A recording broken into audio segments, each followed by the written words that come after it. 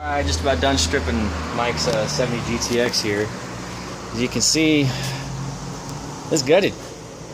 I still got to cut that floor patch out before we take it to blasting. But we're not going to blast any of the inside of the car. We're not going to blast the rear seat pan.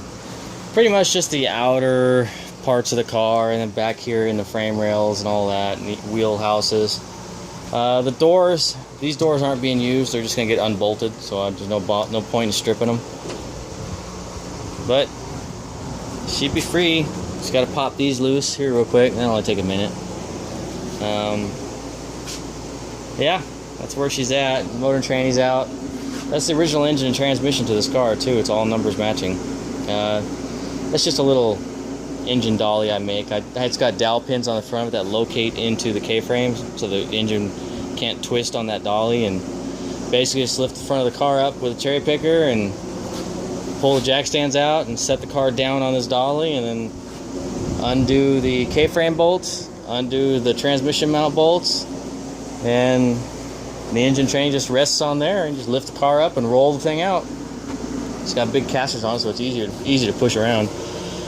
Anyway, yeah, this is how she sits right now. So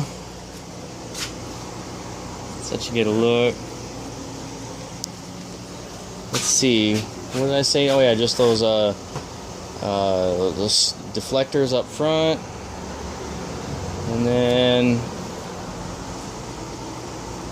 yeah, just I cut the floor out. That's pretty much it, and then we could just send this thing off to blasting. So when it comes back, it's just going to be all raw metal. Scuff it up and shoot some epoxy on it. Yeah. Oh yeah, something funny is when I pulled the brake booster off, I pulled the booster off and hold it in my hand. I went to set it down, and brake fluid just started pouring out of it. I'm like, oh shit! So I pick it up, I take it over to the rocks and just dump all the brake fluid out.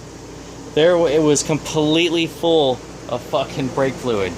So someone obviously had pulled the brake booster valve out, stuck a funnel in there, and just filled the brake booster, thinking that's where the fluid's supposed to go.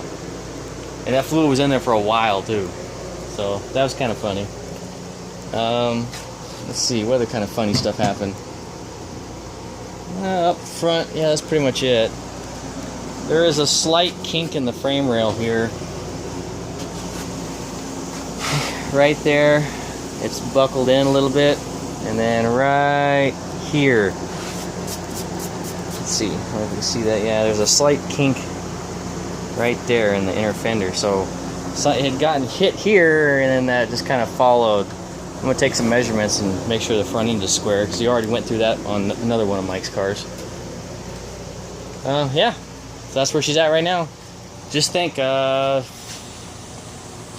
days ago, we drove this car in here. So, yeah, maybe 6 days ago. Yeah, I think 6 days ago. Anyway.